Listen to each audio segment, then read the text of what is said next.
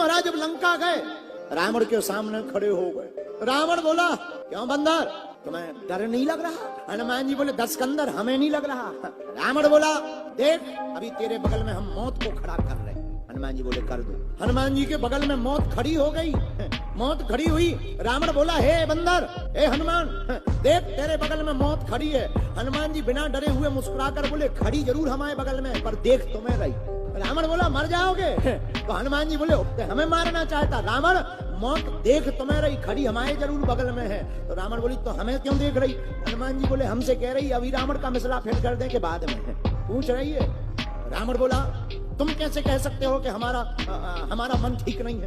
हनुमान जी बोले, हम एक्सरे करके जानते हैं। रावण बोला, तुम जानते नहीं, यहाँ जितने भी हमारे पास आए सबने हमारी महिमा गाई, सबने हमारे प्रभाव को बतलाया। हनुमान जी बोले, सबने ऊपर से देखा इसलिए प्रभाव को बतलाया। हमने तुम्हारा ये एक्सरा कर लिया, जितना तुम्हारे अंदर पाप भरा है किसी के अंदर नहीं। रावण बोला, मतलब? हनुमान जी बोले, भैया सबने तो खींची फोटो, और फोटो में दिखे 10 मुंह बलवान रावण, हमने खींची तुम्हारे दिल की फोटो, और दिल में है अभिमान, और अभिमान के अंदर भगवान नहीं बैठ सकता है। देखो कितना अच्छा संकेत है। क्या संकेत है? कि दिल में अभिमान भरा हो तो भगवान नहीं भर सकते। क्या उपाय है? हमने सूत्र दिया, दूसरों को जानना ज्ञान है, स्वयं को जानना आत्मज्ञान है।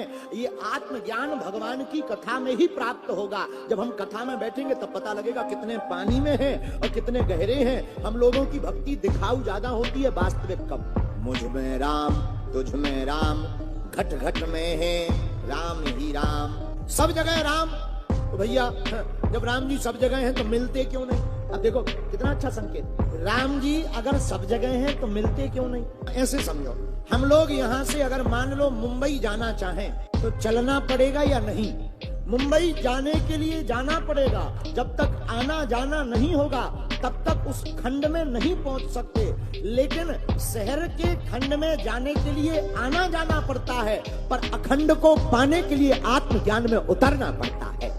ऐसे समझो, खंड खंड में जाने के लिए जाना पड़ता, पर अखंड को पाने के लिए उतरना पड़ता। परमात्मा अखंड है, ये तो आत्मज्ञान से ही प्रकट हो जाता है।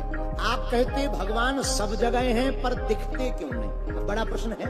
पहले भगवान सबको दिखते, लेकिन जब से तुलसीदास जी ने हनुमान जी के चरण पकड़ लिए दिखना बंद हो गए। तुलसी जी चित्रकूट के घाट पे बैठे रो रहे। क्या हुआ? क्यों रो रहे?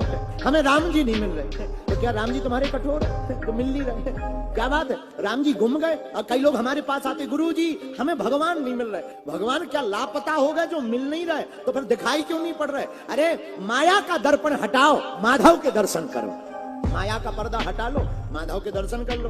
अब हम लोग दोनों चाहते हैं, रसगुल्ला भी खाना चाहते हैं, मुंह भी फुलाना चाहते हैं, दोनों एक साथ नहीं हो सकता। बोलो सीताराम।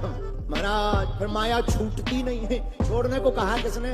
छोड़ने को कहा ही किसी ने नहीं है। कथा में बैठ जाओ, तुम्हें माया छोड़नी नहीं पड़ेगी। कथा के शब्दों का प्रभाव बार बार जब तुम्हारे चित्त पर लगेगा तो तुम्हारे चित्त में भी चित्तचोर माखन चोर हमेशा के लिए विराजमान हो जाएगा। लोग कहते महाराज आप कहते कथा सुनो, कथा सुनो, क्या जरूरी है? अरे भैया यही तो जरूरी है।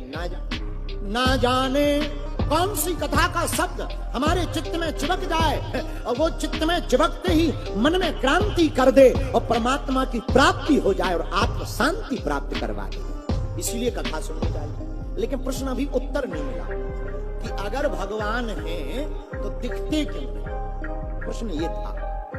अगर परमात्मा है तो आत्मा को दिखते क्यों नहीं? और अगर नहीं है तो फिर परमात्मा की बात क्यों? अगर भगवान है ही नहीं तो फिर परमात्मा की बात क्यों? भगवान दिखाई देते, खोजने वालों को मिल जाते हैं भगवान। आंख करती है पहचान बड़ी मुश्किल से, आदमी बनता है इंसान बड़ी मुश्किल से।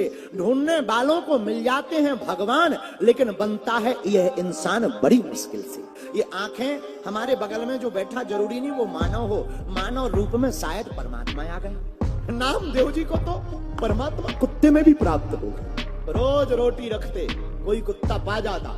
एक दिन इन्होंने छुप कर देखा कि आखिर कौन है जो हमारा प्रसाद पहले ही पा जाता। विट्ठल नाथ को भोग लगाए बिना ही कोई पा जाता। और देखा एक श्वान रोटी मुंह में दबा करके भाग पड़ा। श्वान को देखकर नामदेव का चित्त पिघल गया। अरे ये रोज आने वाला श्वान नहीं हो सकता, ये तो मेरा विट्ठल नाथ ही आया है। और हाथ में घी का डिब्बा लिया और पीछे पीछे दौड़ पड़े। अरे महाराज अरे रुको रुको रुको, सूखी रोटी खाओगे गले में लग जाएगी, घी तो लगा लो। गिर पड़ रहे, डब्बा पकड़े हैं, शरीर छिल पड़ रहा, डब्बा पकड़े हैं, अंत तो गत्वा परमात्मा को, विठलनाथ को कुत्ते में प्रकट होना पड़ा।